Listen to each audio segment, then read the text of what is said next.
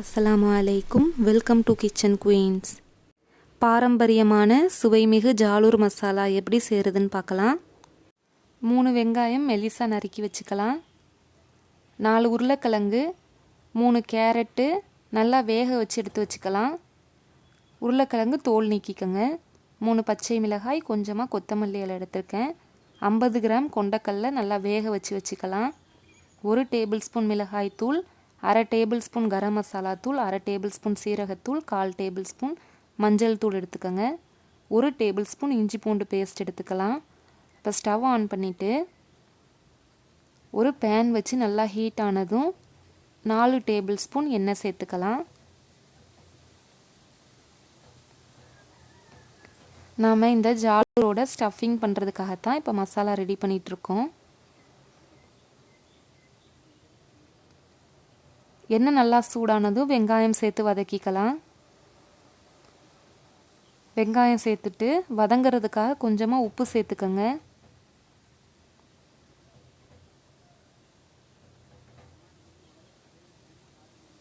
உப்பு சேர்த்து லேசாக வதக்கியாச்சு. இப்போ நாம் இஞ்சி பூண்டு விழுது சேர்த்துக்கலாம். கூடவே பச்சை மிளகாய் சேர்த்துக்கோங்க. இஞ்சி பூண்டோட பச்சை வாசனை போகிற அளவுக்கு நல்லா வதக்கிக்கலாம். இஞ்சி பூண்டோட பச்சை வாசனை போய் வெங்காயமும் நல்லா வதங்கிருச்சு. இப்போ நாம் மிளகாய்த்தூள், மஞ்சள் தூள், கரம் மசாலா தூள், சீரகத்தூள் சேர்த்துக்கலாம். 1 நிமிஷம் போல் அடுப்பை சிம்மில் வச்சு நல்லா மசாலாவோட பச்சை வாசனை போகிற அளவுக்கு வதக்கி விட்டுக்கோங்க.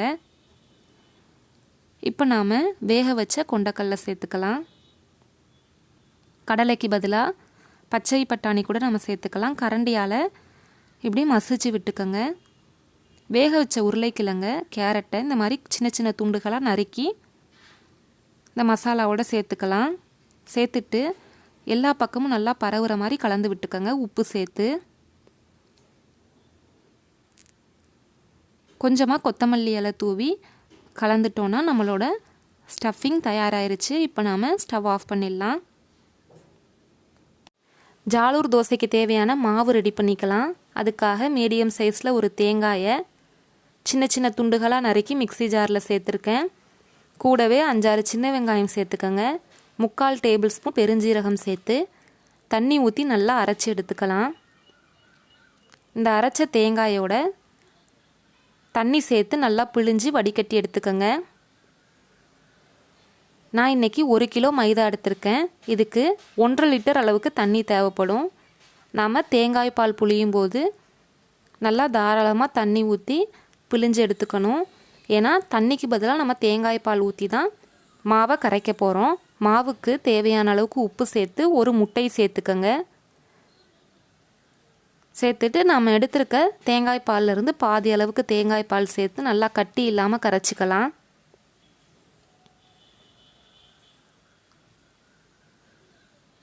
மீதம் இருக்க தேங்காய் பாலையும் சேர்த்து நல்லா கரைச்சி எடுத்துக்கோங்க. ஆனாலும் சின்ன சின்ன கட்டிகள் இருக்கும். நம்ம கைகளாலேயோ விஸ்க் வச்சு கரைக்கும் போதோ நமக்கு இன்னும் நல்லா ஸ்மூத்தாக வேணும். அதுக்காக மிக்ஸி ஜாரில் சேர்த்து கூடவே 1 முட்டை சேர்த்து கலந்துக்கங்க. நம்ம கரைச்சி வச்சுருக்க மாவை மிக்ஸி ஜாரில் சேர்த்து 30 செகண்ட் அரைச்ச மாவை வடிகட்டி எடுத்துக்கணும். வடிகட்டும் போது சின்ன சின்ன கட்டிகள் இருந்தாலும் இந்த வடிகட்டியில் தங்கிரும். இப்படி எல்லா மாவையும் அரைச்சி வடிகட்டி எடுத்து வச்சுக்கோங்க. இது ரொம்ப முக்கியமான ப்ராசஸ். இப்போ நம்மளோட ஜாலூர் மாவு நல்லா ஸ்மூத்தாக தயாராகிருச்சு. இந்த மாவு இந்த பதத்தில் இருக்கணும். அப்போ தான் நல்லா சூப்பராக ஜாலூர் வரும்.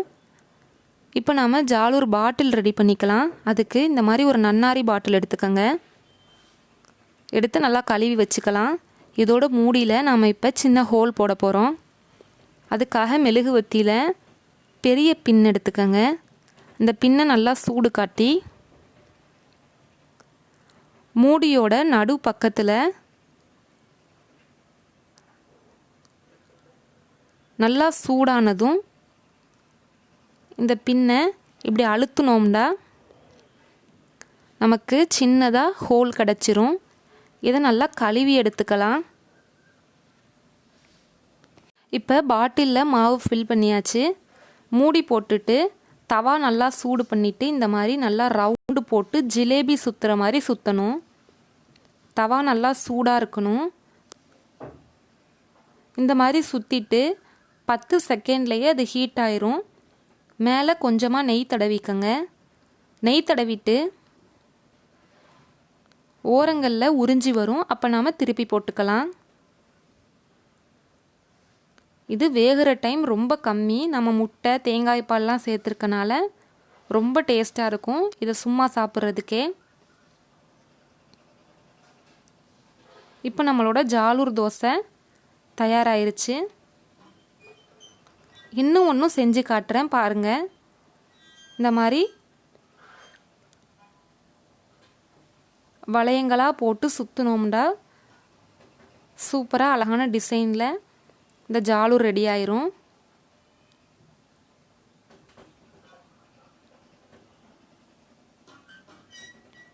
இப்படி எல்லா மாவையும் நாம் ஊற்றி ஜாலூர் தோசையை ரெடி பண்ணிக்கலாம். உங்ககிட்ட 2 தோசைக்கல் இருந்துச்சுன்னா 2 தோசைக்கல்லையும் டக்கு டக்குன்னு சுட்டு எடுத்துடலாம். செய்கிறதுக்கு ரொம்ப இன்ட்ரெஸ்டாக இருக்கும்.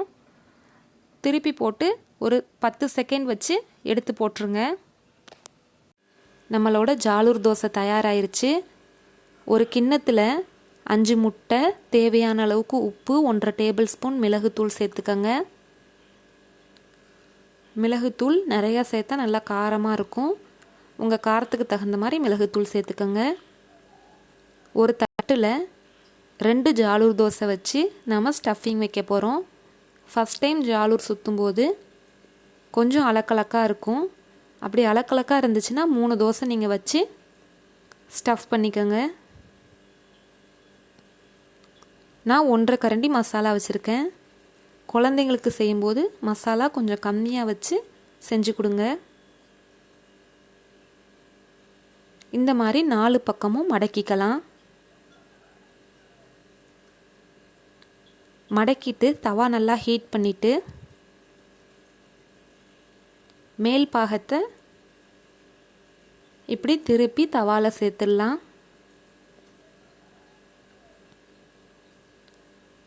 ஒரு தவாவில் 3 ஜாலூர் மசாலா வச்சுருக்கேன். அடுப்பை மீடியம் ஃப்ளேமில் வச்சுக்கோங்க. நம்ம கலக்கி வச்சுருக்க முட்டை கலவையிலேருந்து 1 கரண்டி முட்டையை இந்த மாதிரி மசாலா மேலே சேர்த்துக்கங்க. சேர்த்துட்டு 1 டேபிள் ஸ்பூன் எண்ணெய் சுற்றி ஊற்றிக்கலாம்.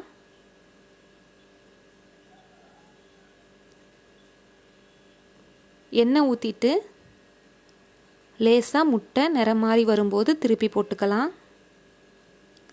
திருப்பி போடும்போது கொஞ்சம் கேர்ஃபுல்லாக திருப்பி போடணும்.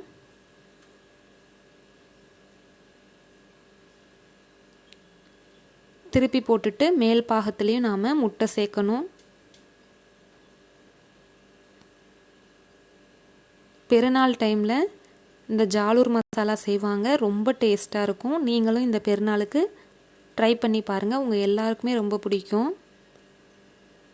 முட்டை சேர்த்துட்டு 2 பக்கமும் செவந்து வந்ததும் அடுப்பு ஆஃப் பண்ணி பரிமாறிடலாம்.